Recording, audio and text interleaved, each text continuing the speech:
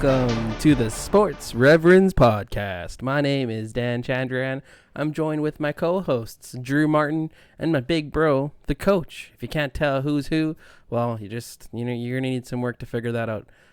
How are you fellas doing? We can never decide who goes first. Yeah, I'm going to go first because I'm going to say this. Given the way the cameras are right now, it's kind of hard to tell what shade you are. Because we always told you were adopted growing up, and you look pretty light right now. So people can't guess. I get it. It's just rude. As light as he looks, I look a shade lighter.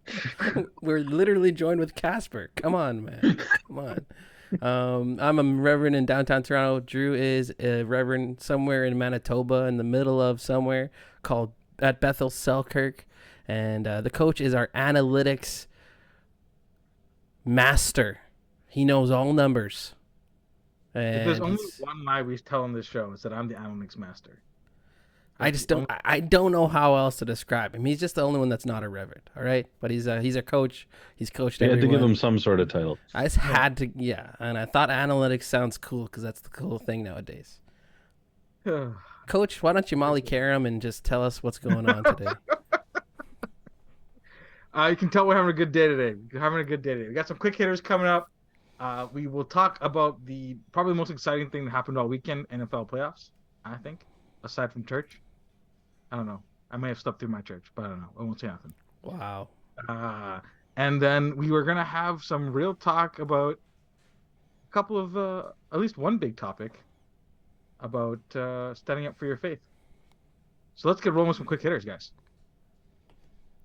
All right. Time for the quick hitters. I'm going first. Yep. Yeah. Aaron Rodgers is open to restructuring his deal but remains undecided about his future. Scott Rowland was voted into the Baseball Hall of Fame. He was the only one voted in this year.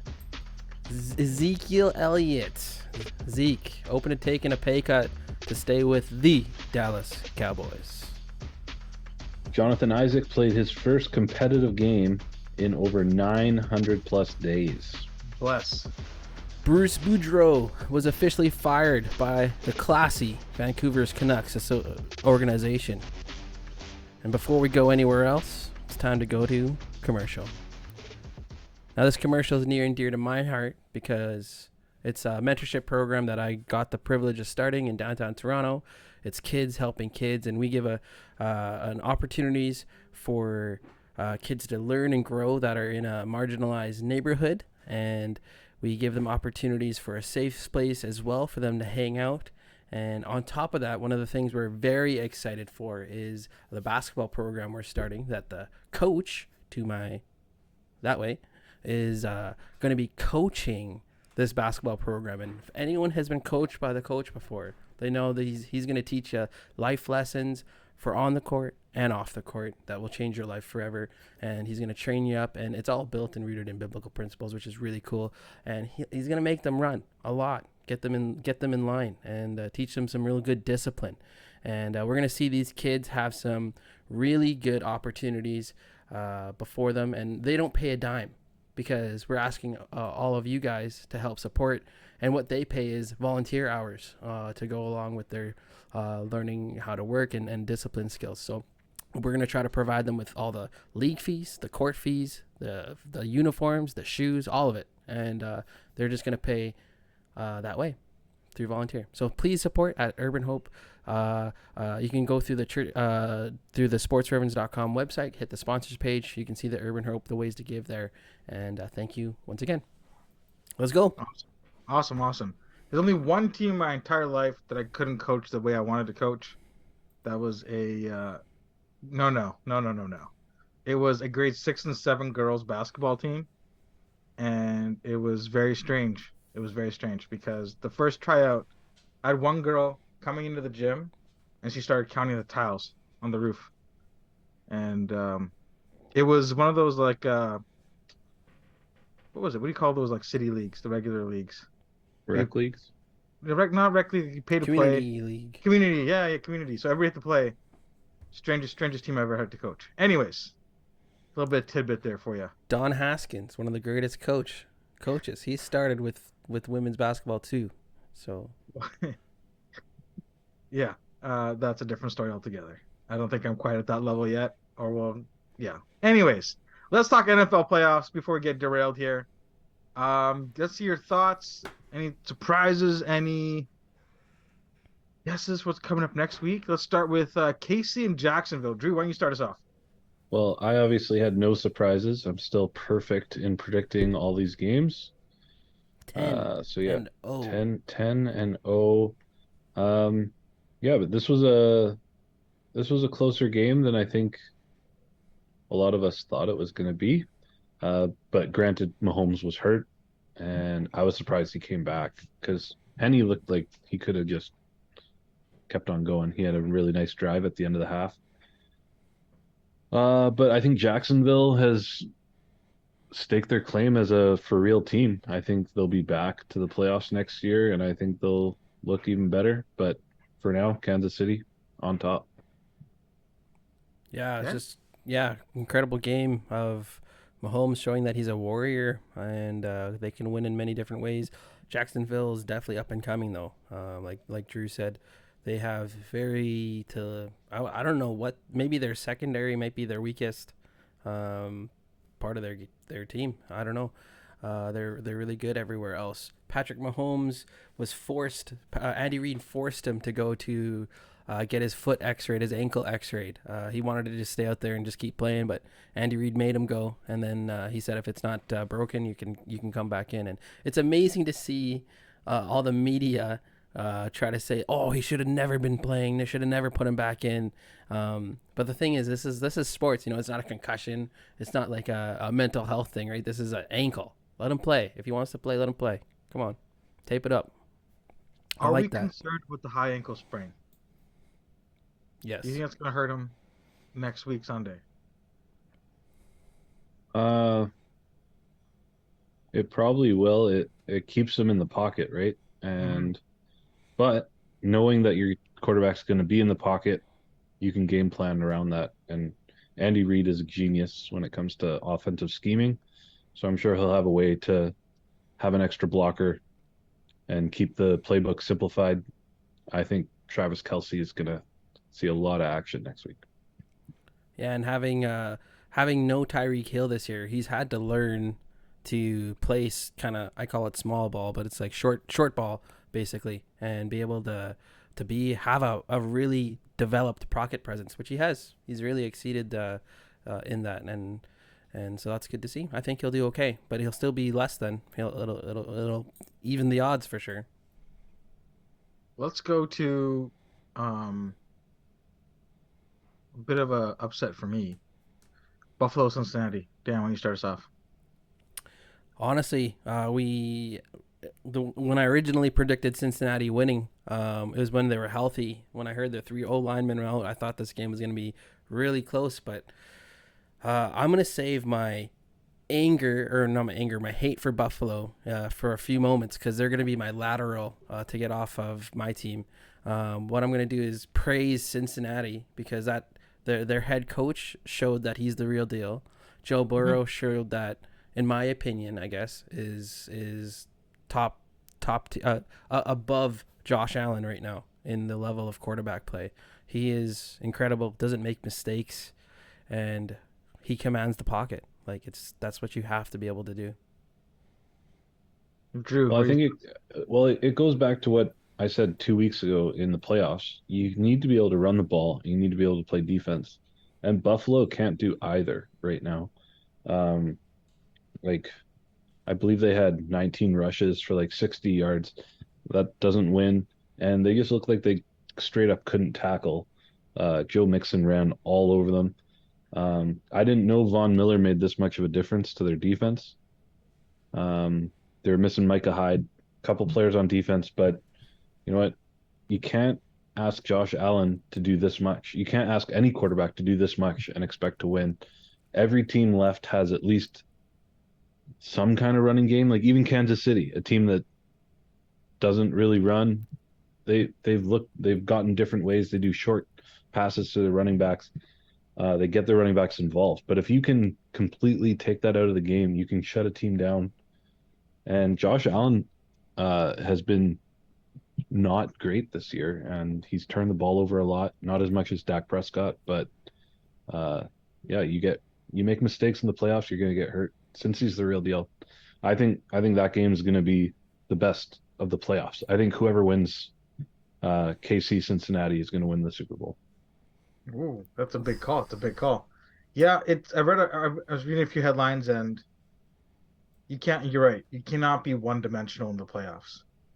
And Andy Reid is allergic to the run, but he still managed to find a way to get it done because he knows that you have to keep teams off balance, right? So you take away an entire playbook, then you're pretty easy to game plan for. So yeah, well, before we even flip the other side of the coin here, Cincy, Kansas City, I think this is going to be a phenomenal game. A phenomenal game. Looking forward to this. Where we go with your thoughts, Dan? It's Clash of the Titans here. I think with a wounded Mahomes, honestly, this Cincy is they might the weakest part of their roster might be their secondary, which is not even that terrible. Obviously, with the O line being decimated, maybe that's their weakest part. I don't know. This is going to be a really tough game. It's a toss up. I have to back up Mahomes. I think that's going to probably be wrong. But my heart goes with Mahomes because I don't know what to choose because I think they're so evenly matched. They've lost 3 times. The Kansas City Chiefs have lost the last 3 games to the Bengals. And honestly, I know Andy Reid's a genius, but it's going to be a lot for them to overcome. But they're at home. It's Mahomes. I have to roll with them. Okay. Drew? I'm gonna take the Bengals. I think I'm gonna take the Bengals. Just I think the X factor is the running game of the Bengals. Joe Mixon is a horse. Like he gets 20 to 25 touches a game. He's a game changer. Yeah, I think that's it. I think the teams are so identical, except for the X factor of the run game. So I'm gonna go with the Bengals. For all you longtime listeners out there, you will remember that Drew has forecasted that KC will never win in the next 10 years. And the man just said KC Cincinnati Super Bowl champs, so he's picking Cincinnati. So sticking true. Let's flip to the NFC. Feel bad for Dad, but Philly Giants. This is the Drew. dud of the weekend. Um, if you want to call me wrong in one aspect, it was this game. I still picked Philly, but I thought it would be a closer game. Philly looks complete. Like their Jalen Hurts looks like the MVP that he most likely will be. Um, yeah. The one thing I will say is I think Philly will be coming into this next game not having been tested very much because New York did not give them even a fight. So that's going to be the one knock against them. Have the bye week, then not play a real tough opponent. That would be my only concern. This game wasn't good. I didn't like watching it. But yeah, Philly looks good against New York. Yeah, I know. It's heavyweight versus a lightweight. This game was, and Philly is top to bottom. I think, I don't know how many starters on the Giants would ever start even for Philly. That's how good their team is, and they're healthy at the right time. They definitely look good. I don't know if I would actually relate Jalen Hurts to Michael Jordan as their coach did, but it's gonna be a good. I think the 2 teams that are the best teams in the NFC made it to the championship game. Yeah. I would know which one I was more surprised. Winning 10-pin bowling for the first time, or the Eagles shutting out the Giants for the first half. Felt like I don't know which was more surprising. Um, yeah, honestly, a huge dud of the game of the weekend, but that's okay. That's okay. We had 3 to 4 were great games. 3 to 4 were great games. Now to the best game of the All right, get entire it out weekend. first. Get it out first. All right. Absolute best game where the San Francisco 49ers absolutely destroyed the Cowboys and their anemic quarterback and terrible play calling and Destroyed. dumb of a coach. I don't know. Drew, what else you want to add to this litany of praises to the I Niners I here? said Dak had to protect the ball for Dallas to win. I said it. Throw two picks, you lose. That's it. They can't run the ball. Zeke sucks. Uh, cut him. Sign Tony Pollard. Yeah. Make him your number one running back. Revolve your offense around Tony Pollard. You can use him like a Christian McCaffrey. He's a Swiss Army knife. He's more talented. Get that dead weight off your team. There's no wonder Zeke is going to say, I want to take a pay cut because no one wants him. I just have to give the flowers to San Francisco, too. They are an incredible defense. They played very well. I think the game was a very tight game. Obviously, it's the mistakes that made the difference. But it's to me, the bigger question is not what San Fran's going to do going forward. I think they will have, like, if Brock Purdy lays an egg this next game, right, or even in the Super Bowl, what are they going to do with them, right? So that's their only, like, and they lost all the draft capital getting Christian McCaffrey and all that too. So they may have to build that up again. Yeah, and Trey Lance, exactly. The only question for them is they're going to be their quarterback if they don't win. If for the Cowboys, what do they do? Like, what do you do from this point? You paid $40+ million for this quarterback, and the biggest hole is the quarterback. Yeah, you have all the weapons in the world. You have everything, and the defense. Like, how good is Micah Parsons? Like, my goodness. There's nothing to say. There's nothing I can say. I just have to eat this and be sad. I think my sad song. The difference in these two teams, I think, comes down to selfless play. You look at a guy like George Kittle, super talent, probably one of the most talented tight ends in the league, but does not care about catching the ball. He's out there. He says, you could run the ball 30 times a game. I love to run block. Look at like guys like Kyle Juszczyk. Not many teams use a fullback anymore. Mm-hmm. San Francisco, it feels like they just play for each other. Like they don't care who gets the credit. You got Debo doing whatever you want. Like he'll be running back, he'll be wide receiver, whatever. Brock Purdy doesn't have to throw the ball too much. Like it just seems, and in Dallas, like it sort of feels like a bunch of talented players sort of all wanting their time in the sun. And I think that's the difference. I think Dallas has more raw talent, but I think San Francisco is a better team. Yeah, like I think when Purdy hit Kittle over the middle and he had juggled that pass, that was the turning point for that team. That really broke that for whatever reason. That instilled some confidence and got them going. And if anybody was going to be a sulky on that team, it could have been Debo when they're bringing in McCaffrey because he takes away touches, takes away yards, right? But they're playing a really strong team. They're peaking at the right time. They may have a quarterback controversy moving into the offseason, but that's a whole other story. How do these guys match up against Philadelphia? Because Philadelphia is a strong team. Yeah, and it's a lot of similar game styles. It's strong defense, strong running game. Now the X factor I think in this game is Jalen Hurts. Jalen Hurts with his playmaking abilities and running game, I think is the separator. But yeah, I don't know. Kyle Shanahan, like Andy Reid, right? is a genius. Not to take anything away from Sirianni, he's probably going to get Coach of the Year this year. But this is both these games are going to be so good. And but I will take San Francisco. Okay. And if you got Cincy, San Fran, you're picking Cincy to win the whole thing. Yeah. Okay. I think Joe Burrow. I think the best quarterback wins. All right. I like it. My turn. I'm going with San Fran as well.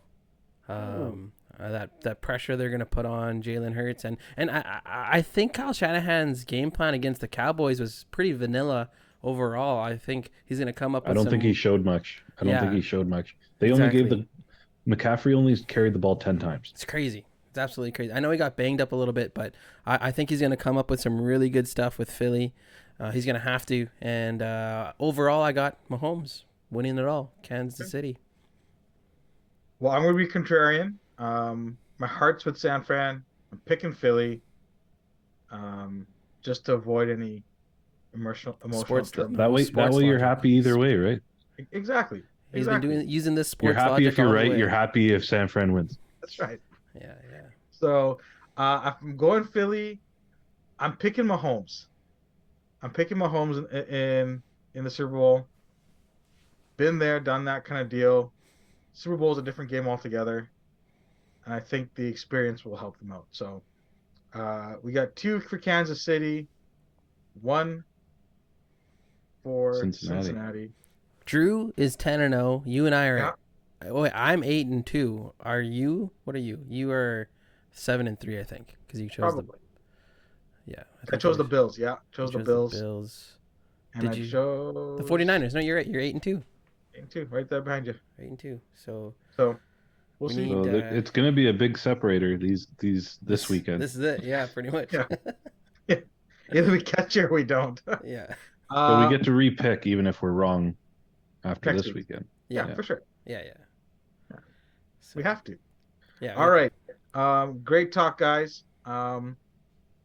I think you have a game for us. Yes. All right. You guys ready? Now. No. This game is even I got a special slide here for you guys that you can't see yet. You'll see later. I got a counter as well. And basically it's a simple game, okay? And it's a pointed game. You guys are going to work together. I'm going to give you either a definition or a sentence or something, and you have to give me what I'm trying to describe, the words I'm trying to describe, okay? So it's like Jeopardy. Kind of. Well, I don't know how Jeopardy works because it tries. Don't you have to answer with the form of a question and stuff like that? No, but you give us the answer and we try and tell you what. Pretty much. Pretty much. Okay. So you can work together, and you'll see. Okay. It's a golf tournament that is the main golf tournament that you could ever play. Masters. Perfect. Okay. So that's one. Oh. All right. I got a counter. Oops, I went -1 there. Okay, there we go.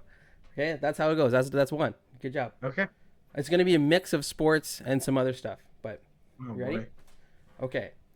So, in America, some states you are allowed to have a pit in your garage. After 1982, the pit in some states, like Colorado, became illegal. If you had one of those pits before the law was passed in 1982, your pit was blank in. Grandfathered. Okay, perfect. Easy. All right, the next one is this. A term for an easy victory or something that's easily accomplished. Layup. Nope. Walkover.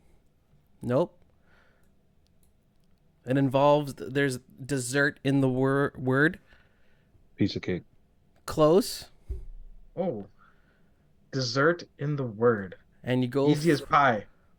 No, it's closer to cake. It has cake in it. Cakewalk. Cakewalk. Perfect. All right, 3. You guys got 3. You're 3 for 3. Okay, someone who delivers mail. Mailman. Perfect. Another word for pop. Soda. Okay, perfect. Okay, so you go down south in the Americas, get some fried chicken, you get some collard greens, some mac and cheese. What kind of food is it? Southern comfort. Southern. Nope. Come on. Comfort food. A little more darker. Cajun. No. Come on. What is the bottom of your heel? The bottom of your foot. Soul food. I said Soul food. Oh, you said it? He Okay, said perfect. that. Soul food. I didn't hear that. Okay. So a word for having respect and good manners after you finish a sporting event. You shake the other team's hands. You're showing good sportsmanship. Excellent. The Minnesota's hockey team. Wild. Perfect. Okay, I got a few more here. First year of university, you're referred to as a? Freshman. Perfect.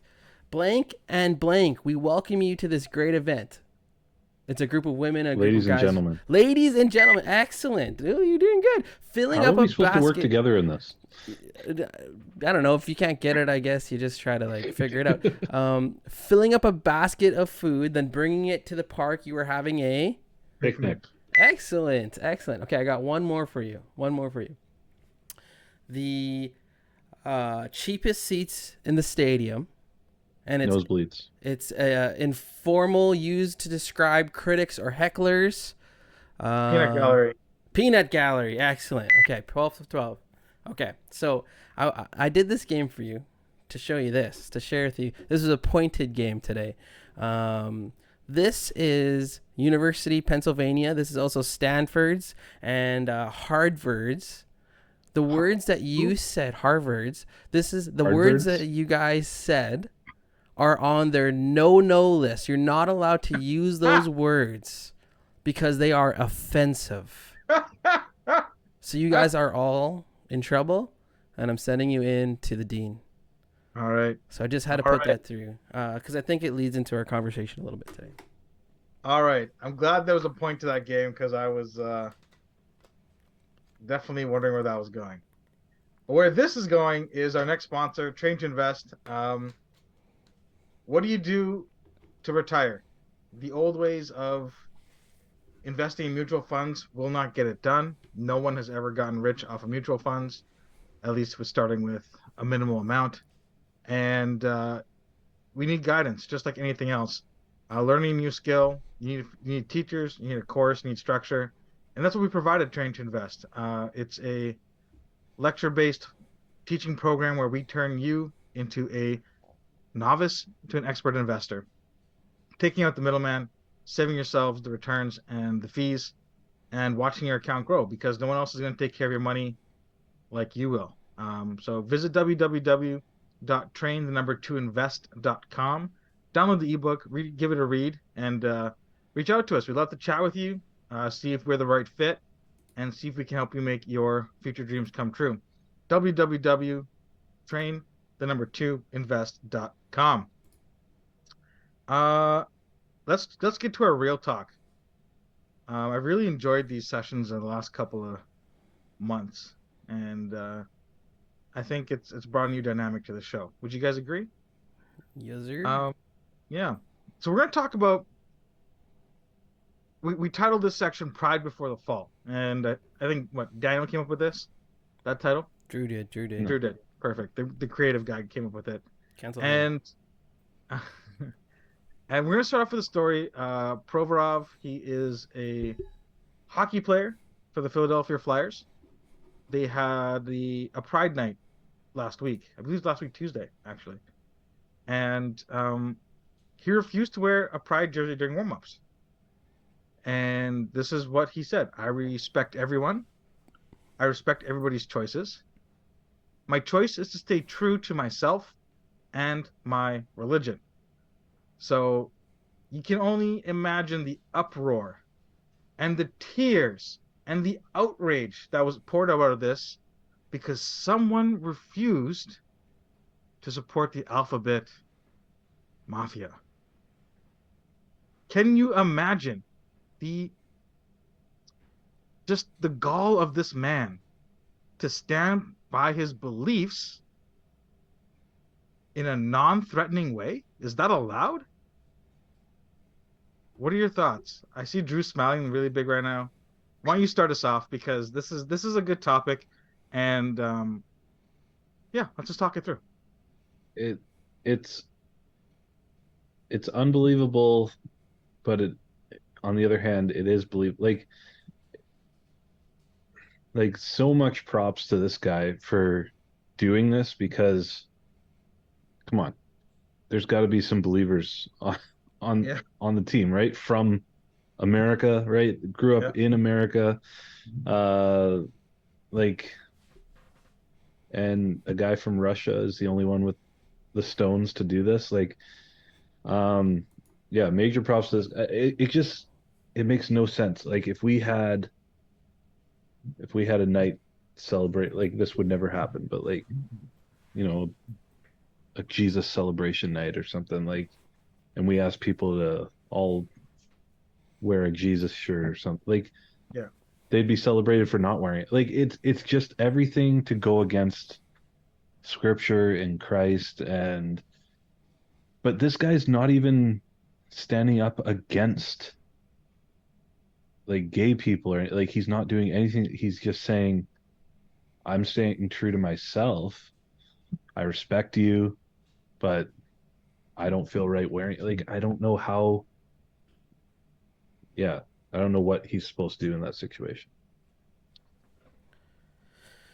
Yeah, I'm more outraged by I guess the Sid Sixeros, the Tim McAuliffes that continue to share the opinion that anyone who doesn't follow these set of rules, I think one of them even said this guy needs to go back to Russia and fight for Fighting a war. fight in a war. Like, imagine if I had said that to someone about a different, theme.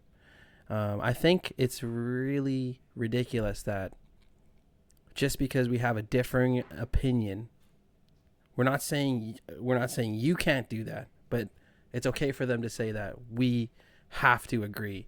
And how do we get to the point where we get that back, where we can have a open discourse? Or is that totally gone? Are we just fighting for fool's gold? No, it's completely gone. Like I was listening to Tim McAuliffe talk about being on the right side of history. It's like he's such an idiot. Like the history hasn't been written yet. How does he know that he's on the right side of history and all that? Like I don't understand how their logic.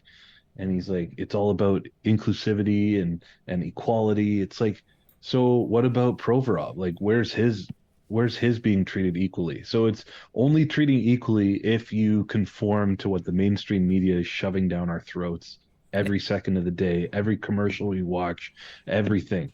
Yeah. Right? It's you can't watch TV anymore Yeah. without, right? And I just don't get it, being on the right side of history. I don't care about being on the right side of history.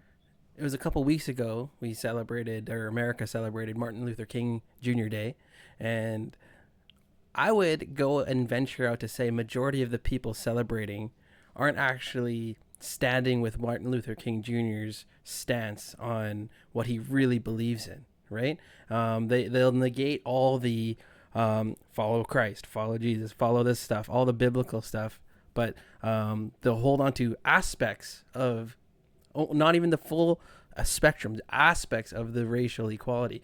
And it's just incredible how media and people will twist things. Now, I'm also hopeful in a way, because I really think it's not everyone. Now, media makes it sound like it's the high majority of people that think this way. I really think, at least being in downtown myself, and being in one of those neighborhoods that's the most police neighborhoods in Toronto, a lot of the people don't think that way. And I find that very interesting. Provorov's jersey sold out the next day. There you go. Like, that's crazy. That's awesome. So, okay. Before I say anything, let me preface this. As a Christian, I believe that being homosexual is a sin. Now, does that change how I feel about you as a person? No. I really don't care. That's your business.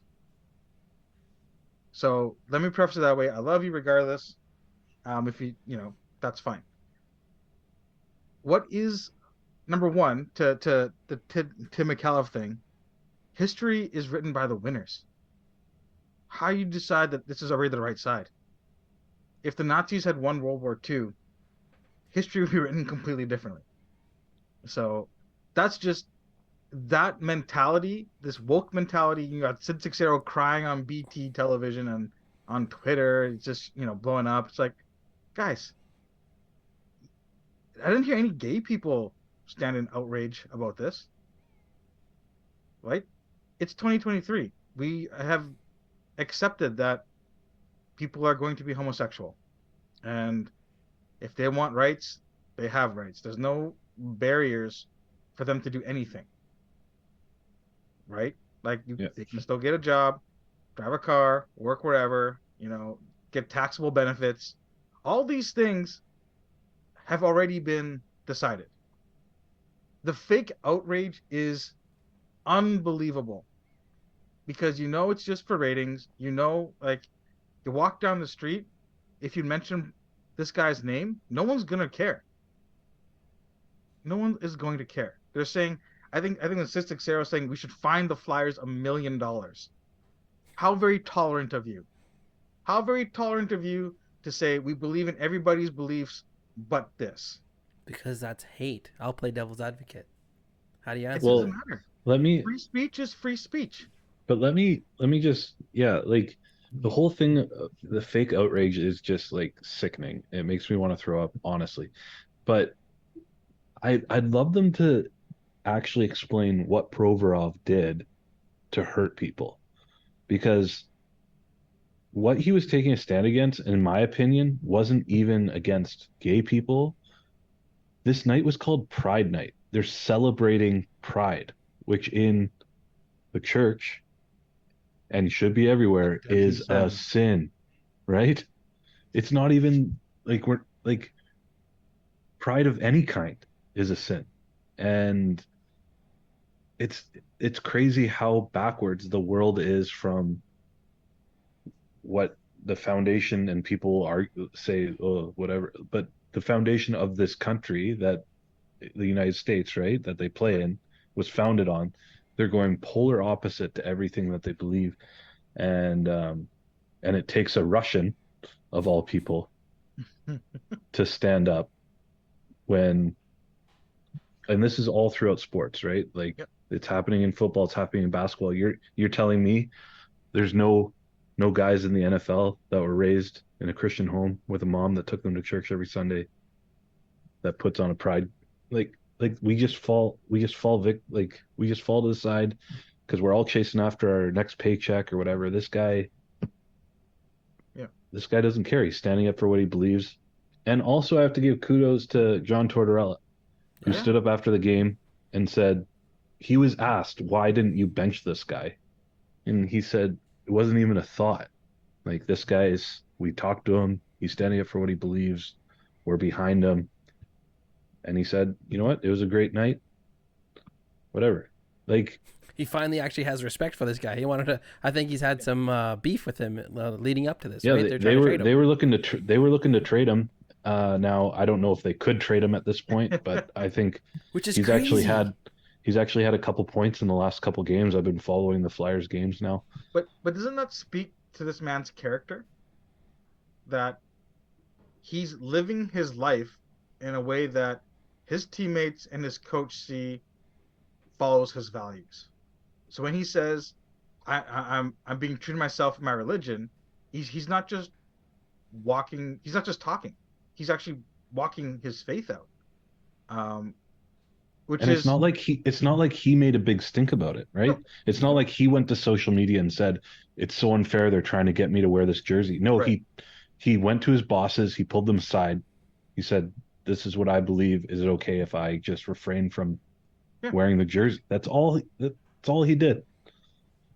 It's and I ridiculous. think what would make this less of an outrage, in my opinion at least, is if the same rules applied across everything, right? Because like you said, the Martin Luther King Jr. thing, it's picking and choosing.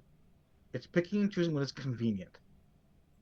And you can't there's no rules that are effective when they're applied in one place and not the other, or applied in certain times and not others.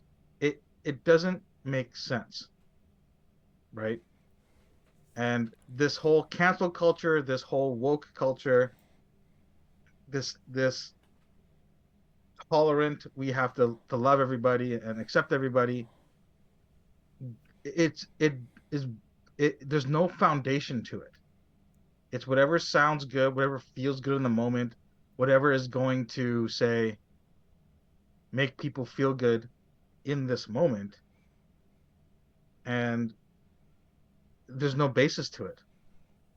in 2023, I can identify as a pink cat who's pregnant and try and force you to use my pronouns. And if you don't do it, I'm going to throw a fit and I'm allowed to. Well, no, this is not how reality works. You think people in other parts of the world care what I identify as? You go to Qatar, they don't tolerate homosexualism. I don't know, being gay. They don't tolerate that, right? There's a reporter who got locked in jail for wearing his pride flag. Granted, he somehow died, and I mean, that might be mysterious, but just because in North America has an idea of what morality should be doesn't mean everybody has to agree with it.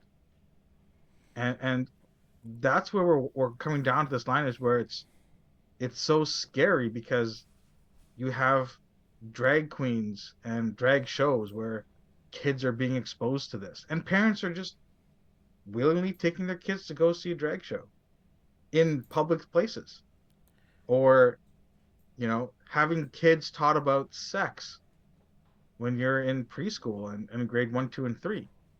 Yeah, that's what sort of gets me too. And it's like they think we're picking on homosexuality, but it's like I don't talk about the way I have sex with my kids either, right? Like it's too young to be talking about that kind of stuff, exposing kids to this kind of stuff. And they're trying to numb the world to all of this by throwing it in every advertisement that we have. Yeah. That it's like, okay, well, yeah, let's talk. Now they're forcing us to have conversations that I didn't have with my parents till I was 12, 13 years old, right? I'm having to have with my 7-year-old. Like it's so unfair, and it's causing, we're even having discussions about like we need to probably pull our kids out of school at some point, homeschool, right? So that we can control what's going into our kids' minds. Not that the teachers are bad, but like the whole system is geared to these kids. Like if they get them when they're young, right? It's going to be all over for us. There's we listen to different media outlets, and we try to even stay away from even some of the left ones, and even still, the media outlets, they'll bring up these issues. They'll share these issues. What's unique with us, I think, is that we can actually give some relief, some answers, some places where you can turn to. I think there's a major attack on standards and a major attack on identity. And when I've said this before, when you put your identity in your sexuality, you lose out on what you're actually created for. You lose out on your purpose. And we talked a little bit about purpose last week. I thought maybe you guys could touch on some of these solutions from because we can give that perspective that many of these, Fox News isn't going to probably give it this way. Even many of the shows we listen to that we like, they're not going to give this kind of perspective. Why don't you guys touch on what we can do, what you can do to combat this and to succeed, and to succeed is to staying on the path that Jesus wants you to stay on. Well, I think it just goes back to our conversation we had last week, and keep having your identity in Christ. That's why we provide the Alpha program, and it's just goes right through it, like who God created you to be and your purpose, right? Because that's people's number one question is, what's my purpose on earth? Is there life after death? Like all this stuff. And if you haven't gone through the program, I encourage you. It's free. You can sign up alpha.com. Like just walk through and it just very basic stuff of why we believe in the Bible, and why we pray, and why Jesus came for us, and all this stuff. And it builds your identity in Jesus. And when you discover your purpose for being here, and then you're able to walk in freedom, because no matter what things come at us from the left or right, like that that we're going to be able to stand strong in the end, because this life is only temporary. Like we're living for a greater purpose, and yeah, so that's what I stand on. It's like, why not stand up? Like, who cares? Like I'm fortunate to live in a country where I probably won't get killed for it. Not But yet. even if they do, right? Like I know that this life, whatever. Yeah, and I mean, as the non-reverend of the podcast, like you have this $1,000 plus machine in your hand, and there's something called the Bible app.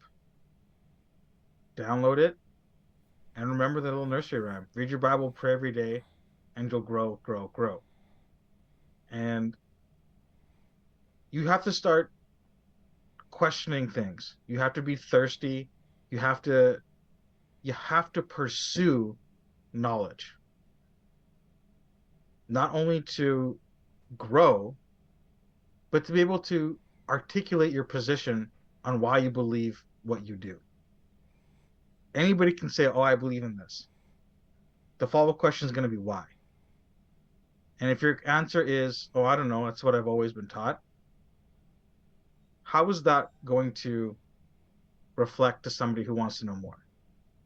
Right? I think you preached what 2 weeks ago, Daniel, about Trailblazer, right? Number one, and Jesus, his parents lost him. Where was he? In the temple, teaching and learning and sharing the word. If Jesus is going to use the word, does it make it any less for us? Absolutely not. So go to, yeah, Alpha, great place to start. Your next level is how you build your relationship with Christ and how to build your foundation, because as we've seen, even from me growing up from where I was in high school to now, there's so much more information out there. You know, so what we use in Train to Invest is there's a need to know and there's a nice to know, right? You need to know your faith in order to defend it, and not defend it in a way that's you guys are wrong, I'm right, but defend it in this is how I'm going to live my life. This is what I'm going to choose to do or not to do. This is why I'm doing it, right? And once you have the knowledge in your head, the heart will explode. You'll see opportunities where you never knew you could even take an opportunity before. Somebody may be, taking a scripture out of context, but because you've studied the word, you're like, hey, actually, this is what I think it is, and this is why. You can have an intelligent conversation because, again, I think I'm quoting Daniel again. You're never going to force and argue somebody into a relationship with Christ. And I'm gonna say this for myself. I make mistakes all the time. All the time. Being a Christian doesn't mean you're going to be perfect. But when people know what you stand for and recognize that this person has standards and boundaries and they will hold on to them, that's going to be something that is different than everybody else. And that's the difference that's going to spark a question in somebody.